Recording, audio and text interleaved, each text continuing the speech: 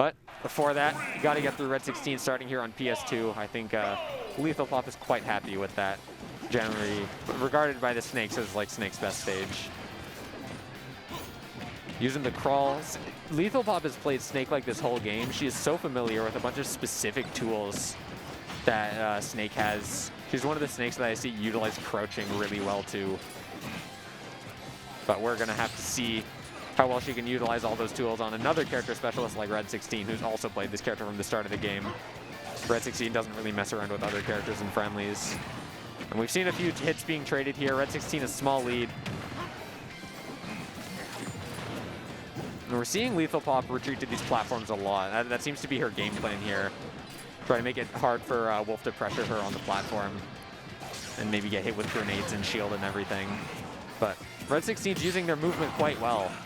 Getting hit with the up smash out of the field with the parry.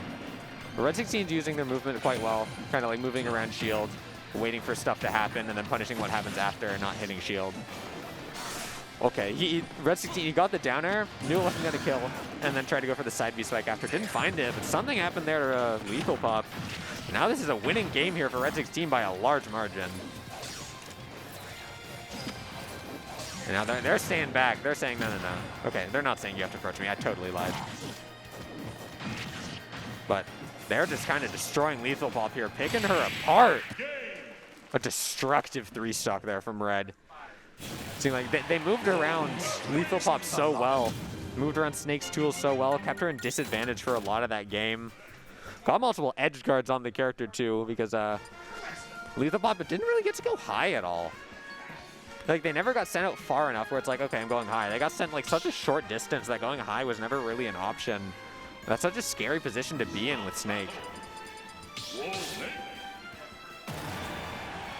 And when it's a game like that, it's hard to say what you really need to do differently. But possibly just more like normals coming out from Snake. The platform camping, I don't know how well it was working out too with how Red16 was moving. So if you want to stay a bit more grounded, maybe try to find your dash attacks. Would be good, but getting into this game 3 here, and LethalPop is off stage again. Red16 is not scared to go off against Snake, which is a terrifying prospect to deal with. You do have to worry about the Cypher gimping you though, because that can be something awful. It's like LethalPop just, with how slow some of Snake's moves are, she's having trouble finding hits. How Red16's moving around. Red16 just jumping around in the air, once again using movement. We saw LethalPop try to shark with a dash attack, but the extra jump from Red16 kind of messed her up. Up tilt's going to catch the jump, yep. Classic option from Snake, and that's going to be a lead for LethalPop. Nice for her to see after that game 1. But jumping up with the up air really high up.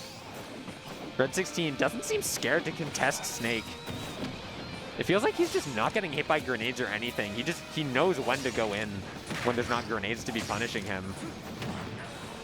So he does seem quite familiar with this character. When you're off stage, you're going low once again. Seems like she's just opting to go low because she probably could have went high there. But a nice string there from LethalPop. Tries to get the sticky as well, but doesn't find it. However, after this game 1, this is a lot closer now. I think you can't really platform camp on this stage as well. Or maybe like the other people have more space to play with, but we're definitely seeing her not platform camping here.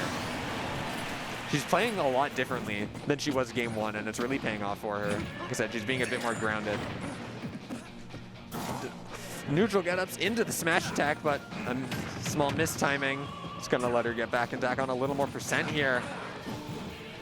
Red16 tries to catch the jump, kind of reads it, but he doesn't find it. Red16 stalling a bit in the air, or LethalPop stalling in the air. But Red16's gonna go off and find the back air. You see this game plan shift can carry LethalPop to a victory and get her to game 3. She's on the hunt with a dash attack. Stickying Red out and everything too, but it's transferred over now. It's a stupid move to deal with. Kind of like RNG can just fall off too. You really got to keep track of who it's sticking to. So many transfers here. We're gonna have to see what happens with it. It's down on LethalPop now. Also, what's down on LethalPop is this percent lead that Red16 has. LethalPop staying on the ground here. She really needs to make sure she doesn't get her jump caught by a back air, because we see Red16 claim a lot of stocks with that. And especially if he's going to be jumping, LethalPop probably wants to be finding these up tilts on landings. And a back air? Not going to kill. Red16 still alive, naring through the side B. He definitely, yeah, he knows this matchup. They have to find a way back against Snake. LethalPop staying on the ground. She really doesn't want to be caught by any aerial option that Red16 seems to be catching her with. The air dodge to ledge is going to seal a super close game for Red16. That was a really good adaptation from LethalPop to change up her play style there to make it a much closer game.